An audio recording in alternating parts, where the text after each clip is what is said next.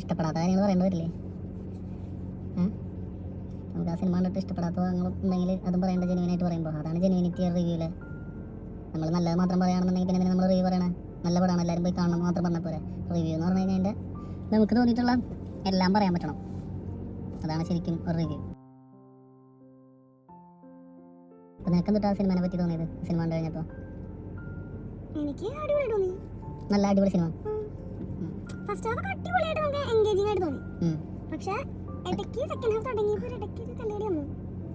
എനിക്ക് തോന്നിയത് അത് കഴിഞ്ഞ് പിന്നെ ലാസ്റ്റ് ആയപ്പോഴത്തേക്ക് ടേക്ക് ഓവർ വന്നു. എനിക്ക് തോന്നിയ സംഭവം എന്ന് വെച്ച് കഴിഞ്ഞാൽ ഇപ്പോൾ തുടക്കത്തിൽ കുറേ അല്ല അങ്ങനെയല്ല, ഇപ്പോൾ തുടക്കത്തിൽ 2 പേര് തമ്മിലുള്ള 3 പേര് തമ്മിലുള്ള കോൺവെർസേഷനിൽ കൂടെയാണ് സിനിമ ഇങ്ങനെ ബിൽഡ് ചെയ്ത് പോയിക്കൊണ്ടിരിക്കുന്നത്. ഒരു വലിയൊരു വൈറ്റ് ഫ്രെയിമിലേക്ക് കുറേ ആളുകൾ കൂട്ടിയിട്ടുള്ള ഒരു വലിയൊരു പ്രൊഡക്ഷൻ പരിപാടിയിലേക്ക് അത് വന്നിട്ടില്ലേ. ആദ്യം ചെറിയ ഫോൺ വിളികൾ അല്ലെങ്കിൽ സ്പ്ലിറ്റ് സീനൊക്കെ ഇട്ടിട്ട് അങ്ങോട്ടും ഇങ്ങോട്ടുള്ള കോൺവെർസേഷൻസ്, പിന്നെ ചെറിയ തമാശകൾ കാര്യങ്ങളൊക്കെ ആയിട്ട് അത് ബിൽഡ് ചെയ്ത് വന്നേക്കാണ്. ഒരു ചെറിയ കഥയാണല്ലോ. അപ്പോൾ അതിനിങ്ങനെ ബിൽഡ് ചെയ്ത് വന്നിട്ട് അവസാനത്തേക്ക് എത്തുമ്പോൾ ഒരു വലിയ ബിഗ് പ്രൊഡക്ഷനാവും. കുറേ ആൾക്കാരും. എനിക്ക് പക്കാ തോന്നിയത് ഒരു രാജസേനൻ പ്ലസ് പ്രിയദർശന്റെ പടമാണ്.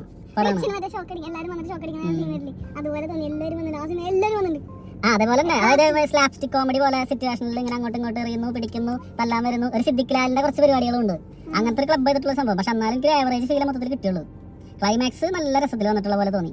അതായത് ബോറാവാൻ സാധ്യതയുള്ള ഒരു സംഭവമാണ്. പക്ഷെ അതിൻ്റെ ഉള്ളിൽ കുറേ സംഭവങ്ങളും മൊത്തത്തിലുള്ള ആ ക്രൗഡൊക്കെ നന്നായിട്ട് തന്നെ സഹായിച്ചിട്ടുണ്ട്. ഒരു വലിയ സിനിമ പോലെയത്. അത്ര നേരം ഈ കോൺവെർസേഷനിൽ കൂടെ ഇങ്ങനെ അങ്ങോട്ട് കിടന്ന് ചാടി അപ്പുറത്തേക്ക് പോയി ചെറിയ കോമഡിക്ക് ആയിട്ട് ഇന്റർവെല്ലിൽ ഒരു അത്യാവശ്യം കുറച്ച് ചിരിച്ചു.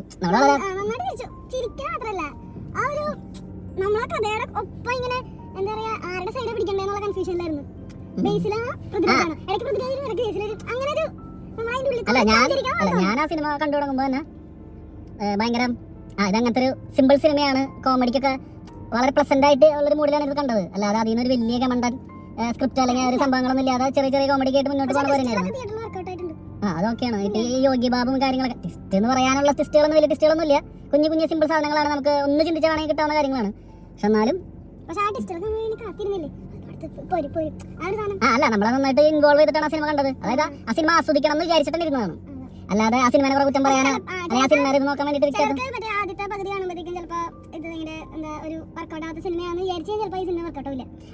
അല്ല മസിൽ പിടിച്ചിരുന്നാൽ ചിലപ്പോ നമുക്ക് വർക്കൗട്ട് ആവില്ല. കാരണം നമുക്ക് കുറെ ക്രിഞ്ച് ഭയങ്കര ക്രിഞ്ച് തോന്നും. ഒന്നാമത്തെ കാര്യം ഇപ്പൊ പൃഥ്വിരാജിന്റെ ഒരു അഭിനയ സ്റ്റൈൽ ഉണ്ടല്ലോ, നാച്ചുറൽ അല്ല ആളുടെ അഭിനയം. വളരെ കുറവ് സിനിമകളിൽ മാത്രമാണ് കുറച്ചും കൂടി റിയലിസ്റ്റിക് ആയിട്ടുള്ള അഭിനയം. ബാക്കിയുള്ളവരൊക്കെ ഒരു ഡ്രാമയുള്ള ആളാണ് ഓൾറെഡി.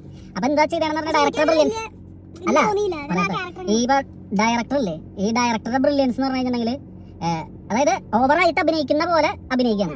അപ്പൊ അങ്ങനെ അഭിനയിക്കുമ്പോൾ കുറെ സ്ഥലത്ത് നർമ്മം കിട്ടും. ഇപ്പൊ ഫസ്റ്റ് ഷോട്ട് തന്നെ അടിച്ചു കഴിഞ്ഞിട്ട് ഭയങ്കര ഡ്രാമയായിട്ടാണ് ആള് അഭിനയിക്കുന്നത്. ഇപ്പൊ നമ്മളെപ്പോഴും പൃഥ്വിരാജിനെ പറയണത് എന്ന് പറഞ്ഞ് കളിയാക്കണ്ടേ ഈ സോഷ്യൽ മീഡിയയിൽ മൊത്തം. അപ്പൊ ഇങ്ങനെ കളിയാക്കുന്ന സമയത്ത് ആളൊരു ഡ്രാമ അഭിനയമുള്ള ഒരാളാണെന്നാണ് എല്ലാവരും പറയുന്നത്. അപ്പൊ ആ സാധനത്തിന് ഒരു കളിയാക്കുന്ന പോലെ തന്നെ അതിനെ വെച്ചിട്ട് തന്നെ ഇംപ്രവൈസ് ചെയ്തേക്കാണ് സീനുകള്. പിന്നെ അഭിനയിച്ചണൊക്കെ ഓക്കെ, നല്ല രസമുണ്ട്, കാര്യങ്ങളൊക്കെ ഉണ്ട്. എല്ലാവരും അവർക്ക് കൊടുത്തിട്ടുള്ള നല്ല വൃത്തിക്ക് ചെയ്തിട്ടുള്ള പോലത്തെ ഒരു സംഭവം തന്നെ. പിന്നെ എനിക്ക് ഇന്റർവെല് കഴിഞ്ഞിട്ട് പിന്നെ ആ കഥനെ പിടിച്ച് വലിക്കണ പോലത്തെ ഫീൽ തോന്നി. ക്ലൈമാക്സിലേക്ക് എത്തി. അതായത് ഇന്റർവെല്ലില് ആ അളിയനും എന്നുള്ളൊരു സാധനത്തിലേക്ക് എത്തി അവര്. പിന്നെ കൊണ്ടുപോകാൻ വേണ്ടിട്ട് ഒരു വലിച്ചിൽ കല്യാണത്തിലേക്ക് എത്തിക്കണം. നമുക്കറിയാം ഇത് ഏകദേശമൊക്കെ എവിടേക്കൊക്കെ പോകണമെന്നൊക്കെ അറിയാം. എന്നാലും കുറച്ച് പിന്നെ ചില കോമഡികളൊക്കെ ചിരിക്കണോ വേണ്ടോ എന്നൊക്കെ തോന്നി. ചില കോമഡിയാണോ അതായത് വർക്കൗട്ട് ആവാത്ത ഫീലിങ്സ് ഒക്കെ. എനിക്ക് മറ്റേ ആ ഗ്യാസ് കുത്തി കൊണ്ടുവന്നിട്ടുള്ള സീനും പിന്നെ പക്ഷീനെ കൊണ്ടുവന്നിട്ടുള്ള സീനൊക്കെ അയാളുടെ ക്യാരക്ടറല്ല ഞാൻ പറഞ്ഞ. ഒരു സിനിമ എന്നുള്ള ലെവലിൽ നോക്കുമ്പോൾ അതൊരു റീൽസ് കോമഡി പോലെ. റീൽസിൽ നമുക്കൊരു ചെലവില്ലാണ്ടും നമുക്കൊരു സിനിമ അല്ലാതെ ഒരു സീനായിട്ട് അത് വേണമെങ്കിൽ ആസ്വദിക്കാൻ പറ്റുമായിരിക്കും. അതായത് അത് റീൽസിൽ പൃഥ്വിരാജ് ഒന്ന് വേഷം കെട്ടിയിട്ട് ഹാഷിറയിൽ അഭിനയിച്ച് എങ്ങനെ ഉണ്ടാവും, മനസ്സിലായോ? അപ്പൊ അങ്ങനത്തെ കുറച്ച് സംഭവങ്ങളൊക്കെ തോന്നി. ചിലവർക്ക് വർക്കൗട്ട് ആവും. ഇപ്പൊ ചിലപ്പോൾ അല്ല കുഞ്ഞു തമാശകൾക്ക് ചിരിക്കുന്ന ആൾക്കാരൊക്കെ ഉണ്ട് ഇഷ്ടം പോലെ. അതുകൊണ്ടാണ് സോഷ്യൽ മീഡിയയിലത്തെ എല്ലാ റീലുകളും കാര്യങ്ങളൊക്കെ വർക്കൗട്ട് ആണ്. അപ്പൊ സിനിമ ടോട്ടലി വാച്ചബിൾ ആണ്, കണ്ട് ആസ്വദിച്ചിങ്ങനെ ഇരിക്കാം. തിയേറ്ററിൽ പോയി കഴിഞ്ഞാൽ ഫാമിലിക്ക് ആയിട്ട് പോയി കഴിഞ്ഞാൽ. പക്ഷെ ഡയറക്ടറെ ഫസ്റ്റ് കഴിഞ്ഞ പടം ഇപ്പൊ ജയ വെച്ച് നോക്കുകയാണെന്നുണ്ടെങ്കിൽ അത്രയും ഉള്ളൊരു മൊത്തത്തിൽ ടോട്ടലി സിനിമ എന്നുള്ള രീതിയിൽ നോക്കുമ്പോൾ അങ്ങനെ ഒരു ഭയങ്കര സീരിയസ് ആയിട്ടുള്ള പടമൊന്നുമല്ല. ഒരു സിമ്പിൾ ഒരു കോമഡി ചളി ഒക്കെ ആയിട്ട് ഇങ്ങനെ വെറുതെ കണ്ടിരിക്കാവുന്ന റൈറ്റ്. പിന്നെ പാട്ടുകൾ എനിക്ക്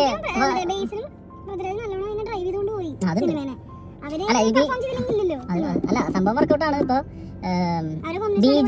ബിജിഎം നല്ല രസമായിട്ട് ബ്ലെൻഡ് ആയിട്ടുണ്ട്. പക്ഷെ പാട്ടുകൾ അത്ര ഒരു സുഖക്കുറവ്, നല്ല ഫീൽ തോന്നി. ഇപ്പൊ പക്ക മറ്റേ ക്യൂനിലേക്ക് പാട്ടാണ്, കല്യാണത്തിന്റെ പാട്ട്, K4 കല്യാണം എന്ന് പറഞ്ഞിട്ടുള്ള പാട്ട്, ക്യൂൻ സിനിമയിലത്തെ ലണ്ടൻ കമക്കയുടെ പോലത്തെ ഒരു പാട്ടാണ്. കറക്റ്റ് അതേ സ്റ്റൈലാണ്. ഒരു ആക്സെന്റ് ആണെങ്കിലും ആ ഒരു സാധനങ്ങളൊക്കെ മൊത്തം അങ്ങനത്തെയാണ്. ഒരു വെറൈറ്റി ഉണ്ട്, എന്നാലും അത് ഏതാണ്ട് ഒരു സുഖമില്ല, എനിക്കൊരു സുഖം തോന്നിയില്ല. ആദ്യത്തെ കുറച്ച് പോർഷൻസ് മാത്രം. പിന്നെ അത് കഴിഞ്ഞിട്ട് ഒരു സാധാ ഒരു പടത്തിലെ ഒരു കല്യാണ പാട്ട് പോലത്തെ രീതിയിൽ, അല്ലാതെ പാട്ടോ കാരണം നമുക്ക് ഓർത്തിരിക്കാൻ തരത്തിലുള്ള ഒരു ട്യൂണൊന്നായിട്ട് തോന്നിയില്ല. പിന്നെ പക്ഷെ ജയ ജയ ജയ എങ്ങനെയായിരുന്നു, കൃഷ്ണ ആ പാട്ടായിട്ട് തോന്നുന്നുണ്ടോ? പക്ഷെ ആ വിഷ്വലി ബാക്ക്ഗ്രൗണ്ട് സ്കോറിന് കറക്റ്റ്, അതായത് ബാക്ക്ഗ്രൗണ്ട് സ്കോർ വെക്കേണ്ട സ്ഥലത്ത് ഒരു പാട്ട് വെച്ചു. ആ പാട്ടിന്റെ കട്ട്സിന് പക്കേ അറ്റൻഷൻ. പിന്നെ കുഞ്ഞു കുഞ്ഞു സസ്പെൻസുകളുണ്ട്, ഈ മറ്റേ ഇതൊക്കെ പൊളിക്കണ്ട. ഇപ്പം അല്ല, അതൊക്കെ നല്ല അടിപൊളിയായിരുന്നു. ഈ അതിൽ കോമഡി ഉണ്ട്, സെൽഫ് സാധനങ്ങളാണ് ആളുടെ സിനിമകളുടെ ഒക്കെ ആണെന്നുണ്ടെങ്കിലും മൊത്തത്തില് അതാവ ഇങ്ങനത്തെ ഒരു സിനിമയ്ക്ക് പൃഥ്വിരാജ് വന്നപ്പോൾ ഭയങ്കര ഗുണമുണ്ട്. ഇപ്പൊ പൃഥ്വിരാജ് പകരം വേറെ ആളാണെന്നുണ്ടെങ്കിൽ ആ ഗുരുവായൂരും അമ്പലനടയും ആ ഡയലോഗ്സിനൊന്നും പ്രാധാന്യം ഇല്ലായിരുന്നു. മനസ്സിലായത്? പൃഥ്വിരാജ് വന്നോണ്ടാണ് വർക്കൗട്ട് ആവുന്നത്. അപ്പൊ ബേസിലാണെന്നുണ്ടെങ്കിൽ ബേസിൽ അത്യാവശ്യം നല്ലൊരു ഇപ്പൊ നല്ല കൺട്രോൾ ഉള്ള ഒരു ആക്ടറായിട്ട് മാറിയിട്ടുണ്ട്. പിന്നെ നമ്മുടെ പിള്ളേരുകള് അവനൊക്കെ അടിപൊളിയായിട്ട് അഭിനയിച്ചിട്ടുണ്ട്. അവനക്ക് ശരിക്കും അവൻ പക്ക ബിഹേവിംഗ് ആണ് സിനിമയിൽ. മറ്റവൻ അടിപൊളിയാണ് സത്യത്തില്. നമ്മുടെ ആറാം തമ്പുരാനായിട്ട് ഇത് വരുന്നില്ലേ, അതാരാ മനസ്സിലായ? നമ്മുടെ ആറാം തമ്പുരാന്റെ സ്പൂഫില് എന്തോ പറയുന്നുണ്ട് കേട്ടോ എന്ന് പറയുന്ന ആറാം തമ്പുരാനായിട്ട് വരുന്നില്ലേ മോഹൻലാൽ, അവനാണ് ഈ ഡോക്ടറായിട്ടുള്ള ജോർജ്. അല്ല അവൻ അടിപൊളിയാണ്. പക്ഷെ അവന് അതാ പറഞ്ഞ കുറച്ച് ഓവറായിട്ടുള്ള പോലെ, അതായത് ചളി എന്ന് പറയുന്ന പോലത്തെ സാധനം. അല്ല അങ്ങനല്ല, കുറച്ച് അവര് കൊടുത്ത സീനുകള് അവൻ നന്നായിട്ടൊക്കെ ചെയ്തിട്ടുണ്ട്. പക്ഷെ ആ സീനുകള് ലാൻഡ് ചെയ്തു. അല്ല അതാ പറഞ്ഞേ, അത് രണ്ട് രീതിയിലാക്കാം. അത് ചിലപ്പോ ചളിയായിട്ട് തോന്നാം, അത് വർക്കൗട്ട് ആവാം എന്ന് പറയുന്ന പോലത്തെ ഒരു സാധനം. പിന്നെ ഇപ്പൊ ഗ്യാസ് കുറ്റിയുടെ സീനാണെന്നുണ്ടെങ്കിൽ അതില് അത് നടക്കുന്ന സമയത്ത് നമുക്ക് കുറച്ച് ഓവറായിട്ട് തോന്നും. പക്ഷെ അത് പ്ലേസ് ചെയ്ത് ലാൻഡ് കറക്റ്റ് വീണിട്ടുണ്ട്. അമ്മ വന്നിട്ട് അന്നറിയാണ്ട് എല്ലാവർക്കും വെള്ളം കൊടുത്തിട്ട് പറഞ്ഞിട്ട് പോകുമ്പോ, അല്ല സത്യം അവൻ അത്രയും ഷോ കാണിച്ചിട്ടും അവിടെയുള്ള ആൾക്കാർക്ക് ഏറ്റില്ല എന്നുള്ളൊരു സാധനം. അല്ല അത് നന്നായിട്ട് വീണു, കറക്റ്റായിട്ട് വീണു. പിന്നെ മറ്റേ ഈ പറഞ്ഞ പക്ഷിയുടെ സാധനവും അതൊക്കെ അത് ഔട്ട് ഓഫ് ലോജിക് സാധനങ്ങളാണ്. അല്ല ഔട്ട് ഓഫ് ലോജിക് നോക്കാൻ പറ്റില്ല അവിടെയൊന്നും. പക്ഷെ അവിടെ ചിരികുട്ടിയവർക്ക് ഓക്കെയാണ്. അങ്ങനെ അപ്പൊ മൊത്തത്തില് ടോട്ടലി നോക്കുകയാണെന്നുണ്ടെങ്കിൽ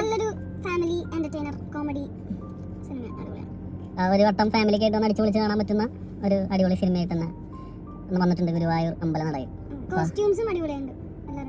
അല്ല കളർഫുള്ളാണ്, മൊത്തത്തിൽ കാണാൻ നല്ലൊരു ഫേഷ്യലൊക്കെ കഴിഞ്ഞ് വന്ന പോലെയാണ് എല്ലാവരും ഇരിക്കണേ. നല്ല കളറൊക്കെ ഇതൊക്കെ ആയി, നല്ല മൊത്തത്തില് ഷേവ് ഒക്കെ ചെയ്ത് നല്ല വൃത്തിക്ക് ചെയ്ത് എല്ലാരും നല്ല വൃത്തിക്ക്. സിജു സണ്ണി ഇല്ലേ, മനസ്സിലായോ? സിജു സണ്ണി എന്നല്ല പേര്, അവൻ തന്നെ ഹാൻഡ്സ് വെക്കണം. അവനൊക്കെ നല്ല സാധ്യതകളുണ്ട് ഈ സിനിമയില്. അവനെ പോലത്തെ ആൾക്കാർക്ക് അവർക്കൊക്കെ ഇനിയും അവസരങ്ങൾ കിട്ടാം. പിന്നെ മറ്റവൻ ആ കോമഡി അമ്മയും മോനായിട്ട് കോമഡി പരിപാടി കൂടെ വന്നില്ലേ, മറ്റേ ഇതായിട്ട് കല്യാണം പൊളിക്കാൻ വേണ്ടിട്ട് വരണം കൂട്ടുകാരനായിട്ട്. അവനും അവരൊക്കെ അല്ല, അവനും അമ്മയും കൂടിയിട്ട് ഏതൊരു റിയാലിറ്റി ഷോയോ അങ്ങനെ എന്തോ അല്ലല്ലോ, ഏഷ്യാനെറ്റല്ലാന്ന് തോന്നുന്നു. അത് അല്ലല്ല, അതല്ല ഒരു ചിരി പമ്പർച്ചിരി അതന്നെ ആ പരിപാടിയിൽ വന്നിട്ടുള്ള. അവനൊക്കെ എനിക്ക് വേറെ ഒന്ന് രണ്ട് സിനിമയിലാകുമ്പോൾ ഭയങ്കര ഓവറായിട്ടുള്ള പോലെ ഫീൽ. അവൻ്റെ സ്കിറ്റുകളും എനിക്ക് കുറച്ച് ഓവറായിട്ടുള്ള പോലെ തോന്നാറ്. പക്ഷെ ഇത് നല്ല കറക്റ്റ് ഒരു രസമുണ്ട് കണ്ടുകൊണ്ടിരിക്കുക. അപ്പം അങ്ങനെ ഇതാണ് ഞങ്ങളുടെ റിവ്യൂ. അപ്പോൾ എല്ലാവരും കണ്ടിട്ട് ആ സിനിമ കണ്ടിട്ട് തിയേറ്ററിൽ കുറേ ആൾക്കാരെ ഒപ്പം ഇരുന്ന് കണ്ടു കഴിഞ്ഞാൽ നമുക്ക് കുറച്ചും കൂടി എൻജോയ് ചെയ്യാൻ പറ്റും. അപ്പം ഞങ്ങൾ സിനിമ കാണുമ്പോൾ ഇപ്പോൾ ഞങ്ങൾ മാത്രമാണ് തിയേറ്ററിൽ ഉണ്ടായിരുന്നുള്ളൂ. അതായത് ഒരു വലിയ ഞങ്ങൾ ഇരിഞ്ഞാലക്കുട മാപ്രാണം പറഞ്ഞ തിയേറ്ററിലാണ് സിനിമ കാണുന്നത്. അവിടെ കുറേ സീറ്റുകളൊന്നും ഇല്ല, കുറെ സീറ്റുകളൊന്നും ഇല്ലാന്ന്, കുറെ ആൾക്കാരൊന്നും ഇല്ല, കുറെ സീറ്റുകൾ ഉണ്ടായിരുന്നു. അപ്പോൾ ഞങ്ങൾക്ക് വേണ്ടിയിട്ട് ഗോൾഡനിൽ ഞങ്ങളെ കയറ്റി അവിടെ ഇരുത്തി. കാരണം അടിയിൽ AC എത്താത്തതുകൊണ്ട് മുകളിലത്തെ AC മാത്രം ചെയ്യാൻ വേണ്ടിയിട്ടായിരിക്കും അവർക്ക് അതിൻ്റെ ആവശ്യം നഷ്ടമാണ്. പിന്നെ അടുത്ത ഷോയ്ക്ക് കുറെ പേരുണ്ട് പുറത്തിറങ്ങിയപ്പോൾ കുറെ പേരുണ്ട്. ഞങ്ങൾ കയറിയ ഷോ ഉച്ചക്കലത്തെ 12 മണി 12:30.